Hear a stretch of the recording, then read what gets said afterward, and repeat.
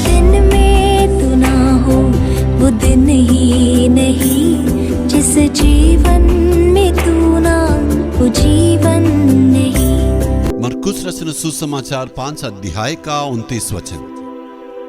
और तुरंत उसका लो बहना बंद हो गया और उसने अपने देह में जान लिया कि मैं उस बीमारी से अच्छी हो गई। इस स्त्री यीशु मसीह के पास न आने के लिए बहुत सारे बहाना उसके पास था। उस बहाना को देख के उसका कारण क्या है? सबसे पहले वो एक स्त्री है इसलिए वो नहीं जा सकती, और उसके पास इतनी कमजोरी है, वो उसका शरीर में इतना दुर्बलता है इसलिए वो आगे बढ़ नहीं सकी है। और अपने संपत्ति को ये अपने पैसा को इतना खर्चा किए, सारे डॉक्टरों के पास जाके इलाज किए, लेकिन उनके लिए कोई चंगाई नहीं मिली। तो ये सारी बहानाएं यीशु मसीह के पास जाने के लिए उनको रोक रही थी। और यीशु मसीह के साथ इतना भीड़ है, उस भीड़ में जाके यीशु को छूना या उनसे मिलना नामुमकिन है। और दूसरी बात है, यीशु याईर नामक एक धनी व्यक्ति के घर में जा रहे।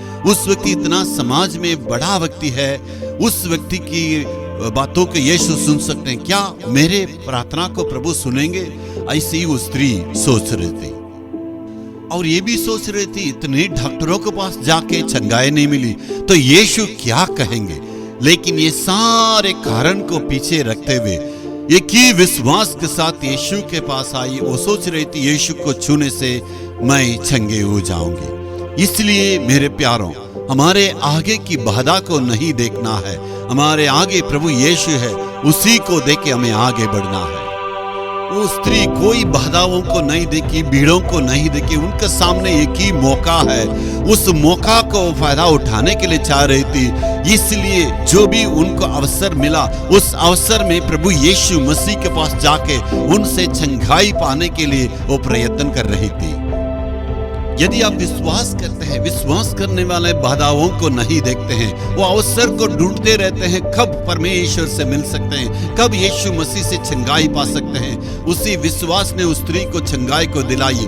इसलिए आपका जीवन में बाधाओं को ना देके परमेश्वर से मिलने के अवसर को ढूंढ के यदि विश्वास के साथ आप परमेश्वर यीशु के पास आने से यीशु जरूर आपको चंगाई करेंगे।